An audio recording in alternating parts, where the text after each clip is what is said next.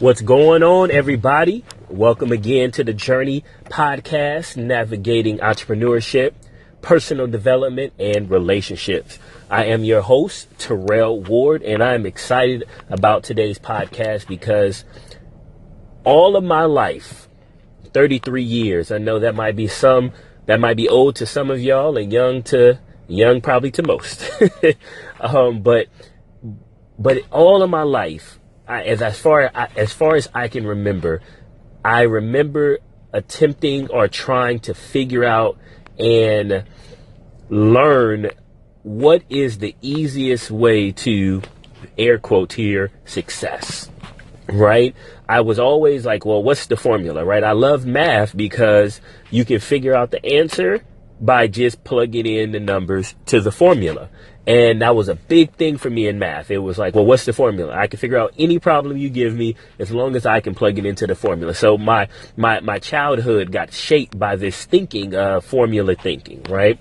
So A plus B equals C. Sometimes that's a very good thing. And, because you can sort out a lot of mess and get down to the point.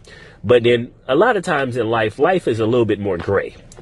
It's a little bit more gray. There's a lot of variables that you have to take into account, and perfect, calculated, structured formulas just don't work in every scenario. So as I was thinking about this formula for success, I can say that I've had a little success in certain areas of my life. I have learned to congratulate myself. It's a good habit to have. Most people, talk about the where they are weak at or where they're struggling in. And most of the time they don't talk about the good things, right? So I've had to learn how to congratulate myself a little bit every now and then when I've accomplished something that has benefited other people. So, what I found, though, in my little bit of success, there I go again, in this young life of mine, is there is kind of a formula, but it's kind of not a formula. So I'll explain. The formula, if you will, is if you outwork the competition. Now, some people, I'll take a step back here. Some people don't like to think about life as a competition. I don't want to compete. I'm only competing against myself. Fantastic. You're competing, okay? You're competing against yourself, if nothing else. So we'll just go ahead and agree that you're either competing against yourself, you're that person, or you're competing against other people, okay? Because some people are driven more by competing against other people. That drives them. That's their thing. People like Kobe Bryant, Michael Jordan, etc. Okay, right? So one person is not better than the next, but you're competing. That's the end of that, okay? All right, so if you outwork the competition or outwork yourself, if you outsmart the competition or outsmart yourself, meaning that you continue to learn, and if you outgive the competition or outgive the last thing that you gave, overdo it. Be abundant in your giving. And that could be your time, your finances, your resources, your, everything, right? If you do those three things and you have a mindset that I'm going to outwork you, I'm going to outsmart you, and I'm going to outgive you, what I've learned is people that think like that tend to have the most success in life in the areas that they would like to define successful, whether that's in their marriage. Think about it this way. What if you went into your marriage and you said, you know what? I'm going to be the best husband ever on the planet. And I'm going to go get all the best resources. I'm going to go get all the best, education. I'm going to invest time and dedicate myself to learning my spouse and learning what works for her, doesn't work for her. I'm going to just totally just dive into that. I'm going to bust my butt, and I'm going to work like it's a job, if you will, right? I'm going to dedicate X amount of hours every day to this or whatever that might be for you. And then I already kind of alluded to, I'm going to go learn. I'm going to outsmart everybody else. I'm going to look at all the new tactics. I'm going to look and try new things that, that I believe that can be successful. And then I'm going to give so much to my wife that she's never going to be able to give back what I have given her, because I'm going to outgive her. Now, if any husband took that approach, I would put a paycheck, and I'm not a gambler, okay? So this is a big statement, on the line that the marriage would probably work. Okay. Here's my bet there with the probably. Okay. But the marriage will probably work because you can't have somebody that dedicated to stick it through the tough times. You can't have somebody that dedicated, toughing it out, willing to learn, to grow, to develop, and with a giving mindset, not a receiving. Catch that. A giving mindset that they want to give and enhance and better that next person and it better the marriage. Guess what? That's going to be really, really difficult for the other person on the other end to receive all of that and not want to stay around that person. Even if they was cheating, they still might want to stick around, for the marriage sake. That's like somebody giving you $1 billion a day. Like, I'm not going to bite that hand. All right. I'm a cherish it. I'm going to put it on a silver platter. I'm going to massage it. I'm going to put lotion on it. That's a good hand. I'm not biting that hand. I'm going to make sure the fingernails is clean and, and clipped and everything else because that's a good hand. You don't want to mess up that hand. So what I've learned is if we apply that strategy to our business or work life, think about that for a second. What if we applied I'm going to outwork everybody here, I'm going to outsmart everybody here, and I'm going to overgive everybody here. Nobody's going to outgive me. Guess what? That means, my shift might be an 8-hour shift, but I'm going to give an extra hour every single day. And whether I'm on the clock, off the clock, whatever, to better in this business. Wow. Do you ever think you really will have a problem keeping a job if that's what you wanted to do? Do you ever think about you would ever have to worry about a promotion if that's what you did? Now, you may get some companies that don't value you, but guess what? If you act like that and you're that person in every area of your life, people will be coming to you, trying to headhunt you, go have a headhunter after you, try to get another job. Try to give you another job, give you promotion somewhere else because they know you deserve it. What if we took that approach in our business with our customers, right? Like, I think about this podcast. I said, you know what? I want to outwork in this environment for me, out myself. All right. I kind of did this before. I alluded to that, last time. I said, you know what? I want to outwork what I did last time. I'm going to do everything that I can do to learn how to get this message, this passion that I have, this water cup for those on the journey said, hey, here goes a sip of water if you need it along the way. I just want to be that encouragement. I just want to give better than I've ever had before. See, I'm not competing against other people in this space. For me, this is not my intention. I know there's people like Tim Ferriss who has a tremendous podcast and, and others out there, that are doing it. But I'm not worried about them. That's just not where my head is when I talk about competition. It's, can I outgive myself? Can I keep learning how to do it better and better and better and more efficiently, right? And can I outwork myself? Meaning, can I deliver the best content possible for the people that take the time out of their day to want to listen, whether they're encouraging me or they're listening because they're looking for something. They need to hear something to better themselves.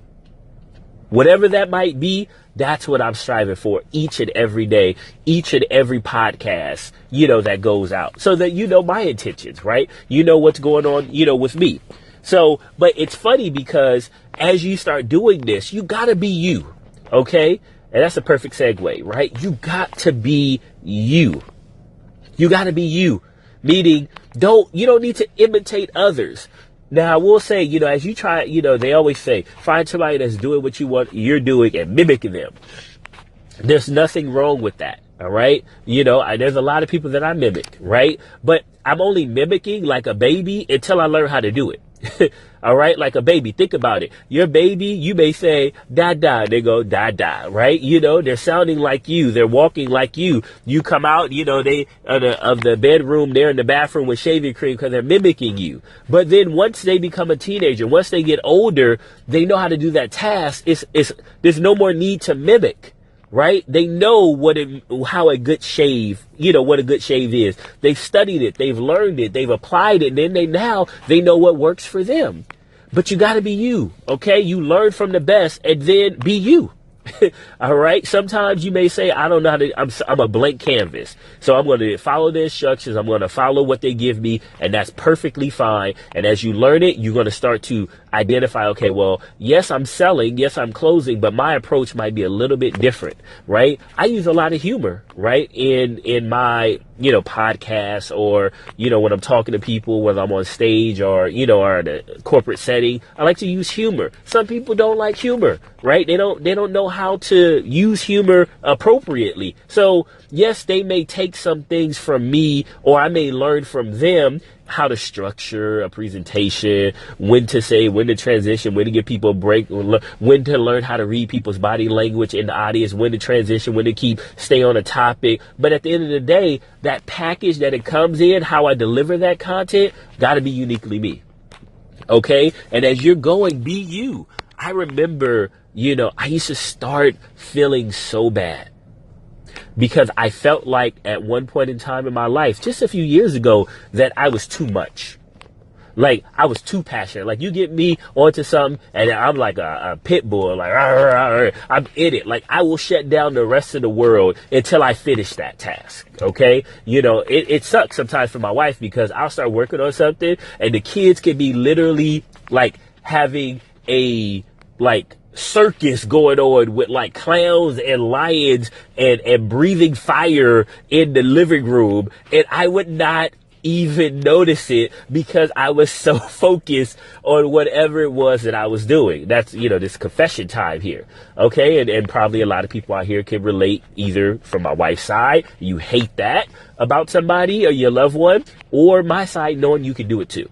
Okay. But and I used to feel bad. I started feeling bad because I say, sometimes I'm too much, or we get a conversation about something, or, business partner of mine, I'm passionate. I'm selling my point. And I'm like, man, I'm too much. So I tried to taper myself, tried to put myself in this little box, blah, blah, blah. And then I hated it. I felt like I was dying inside. And then I got enough of it. I said, you know what? I'm tired of this. And I started a podcast. No tapering needed here. All right. So because now I need to be, and I know I have to be me. I have to get this message out where I feel like, in my case, God is leading me to say certain things, to talk to certain people, to leave my personal fingerprint on this planet. Every single person have a unique fingerprint. What you think about that for a second? No one has your unique fingerprint. Okay? No one has it. So I always thought that was unique. And I felt like, I got revelation, meaning the reason why everybody has a different fingerprint, and this is just me, is because no one can leave their mark on this planet the way that you can. No one can leave the mark. Yes, I can leave a fingerprint next to, let's say, my best friend, LD. Me and him both can leave a fingerprint, and it can look the same from afar. But when they go down and drill down to the details of that fingerprint, we will be completely different. The same. Yeah, we might have put our hand in the sand in the same place. But if you go ahead and you start looking at it, you can distinguish that there was two different fingerprints there. Yes, both handprints made an impression on the sand. Yes, both handprints did X, Y, and Z. However, the sand still had the same reaction to it. However, it was still different because it was my fingerprint. That's why you can't really, in my opinion, look at other people to compete with, because yeah, you might be doing the same thing that they're doing. Yeah, you may have the same business. Look, one of my best friends sent me a quote, or sent me a picture, and it said, if you're worried about starting something that everybody else started, go down your bread aisle at your local grocery store. There's at least 20 different brands of bread. Bread is bread.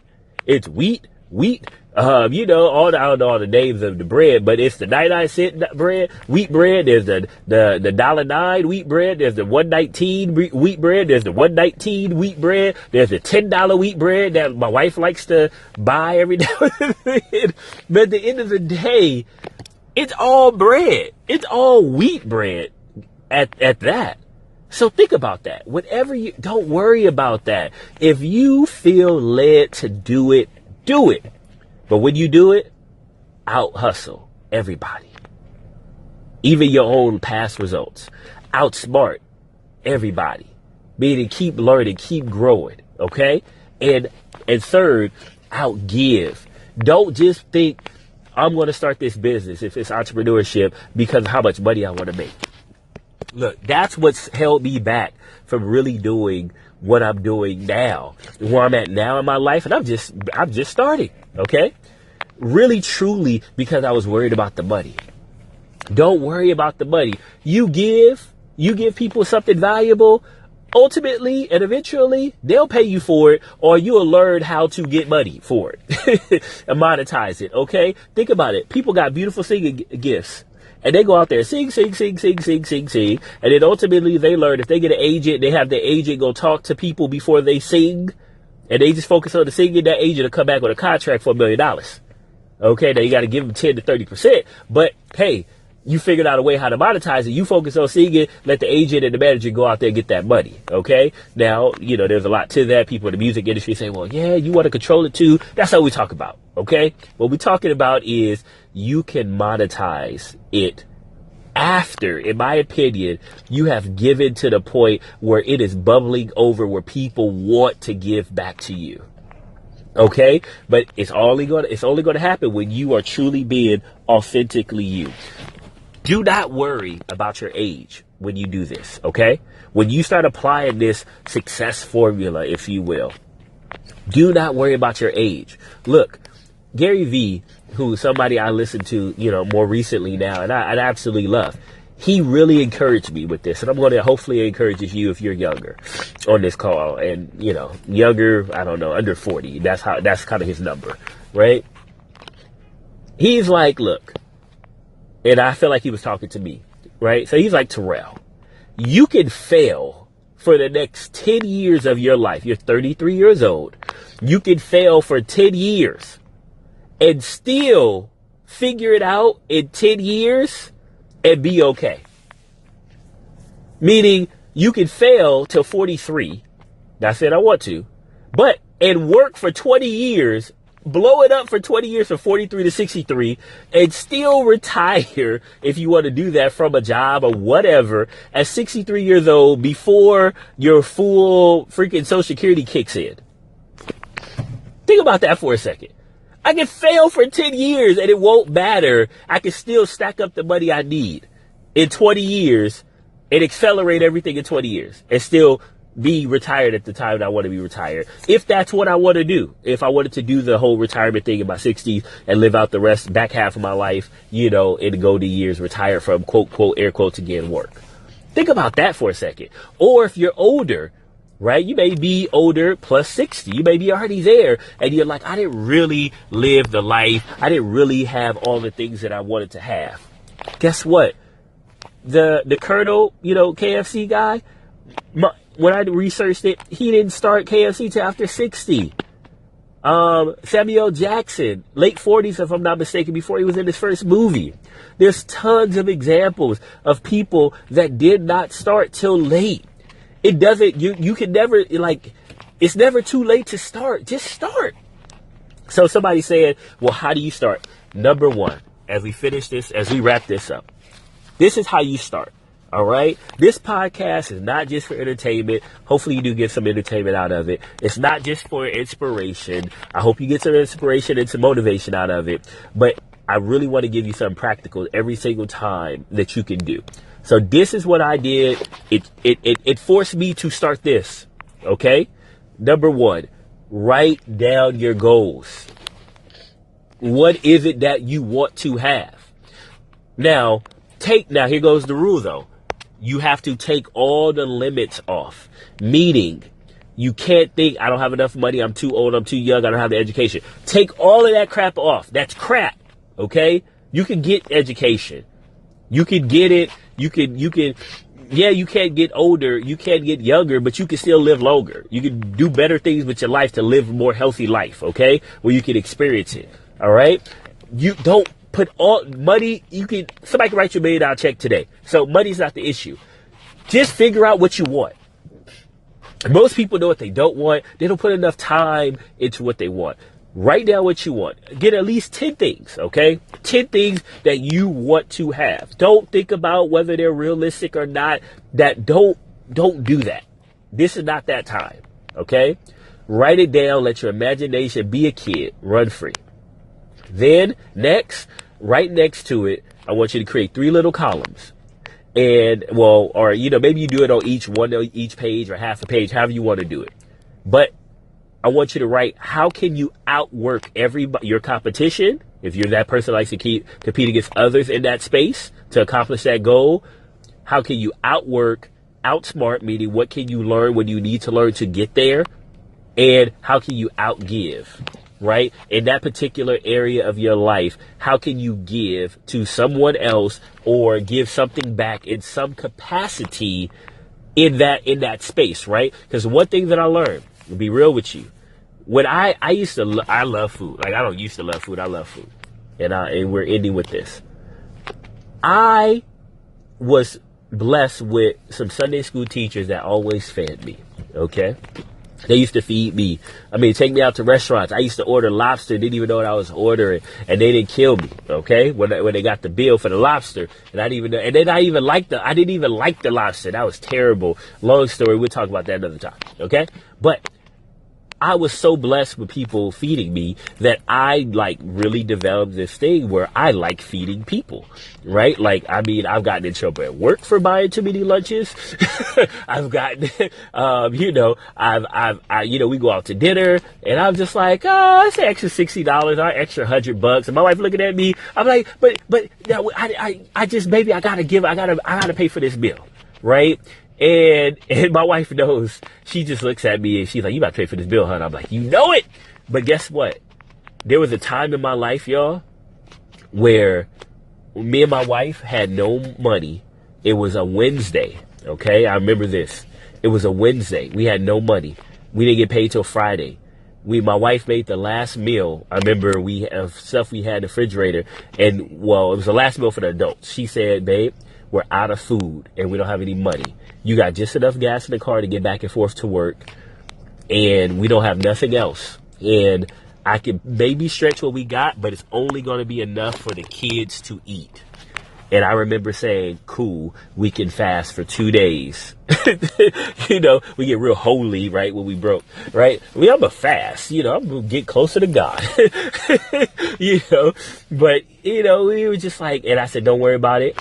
And she was like, okay. So we ate our meal and we went to bed. And the next morning I was like, cool. I didn't eat nothing. I didn't take no lunch to work. That was it. That was the last of the food. I think, no, I take that back. My wife, she loves me. She figured something out where I had a little bit of something to eat. It was probably my 2 fish and 5 loaves, like the little kid had in the Bible, right? It wasn't much of nothing. I don't know where she got it from. She figured it out. Let's put it that way, because that's what my wife does. Okay. She figures it out with the food. And I just remember being like, okay, well, we fasting. Okay, cool. That's fine. We're going to do this. And I remember my wife calling me saying, Terrell, you're not going to believe it. Somebody, one of my friends, said that she had a dream last night and she felt like God told her to buy us some groceries. And I was like, what are you talking about, Ebony? What are you talking about? What do you mean? God didn't tell her that. You told her that. I told you about telling people our business right now. Why are you doing that? That's disrespectful. And she's like, I'm going off, right? I'm like, that wasn't God. That was you. Don't be lying on him. That's a sin, right? And we was going at it. And she's like, Terrell, I'm not lying to you. I said, how would she know that? She said, God spoke to her in a dream and said, get y'all some food. And I just shut up and I said, you know what? I've been giving food, as much as I could in my life. I've tried to be a giver of food. And now I got it back. So I'm saying all that to say, as you write down your goals, maybe you want more money. Well, I'll ask you, how much money are you giving? Real talk. How much are you releasing? How much are you planning? How much are you investing? Okay, now that could be giving to somebody who could never give it back, right? Or that could be, because you want to be a blessing into their life. Or that could be, are you investing your money? All right. So whatever areas it is, figure out a way to give it, right? I typically found usually when I want something in life, I go give it. Even I want a new car or whatever. Now I don't have a car to give somebody, but I may help somebody go get a car. or I may do something, give somebody car advice. Like, I try to figure out whatever it is. I know it sounds weird. Just test it out. Try it. You would be surprised, okay, at how much you receive in an area where you give. That's all I'm going to leave it at, is that, okay? So that wraps it up today. All right. I hope you enjoyed this. I hope you got something from it. Hope you got some tools at the end there, gave you some practical things that you can do to get your motor rolling. Okay. Get it really, spinning, those wheels spinning about how can I outwork? How can I outgive in this area? And how can I outsmart? What do I need to learn? And what do I need to progressively keep learning? Okay. This is a journey, y'all. Don't worry about if you can't figure it out quickly, or you can't figure it out faster than somebody else. Don't worry about that. Just focus on the journey. All right. You got to start falling in love with the journey.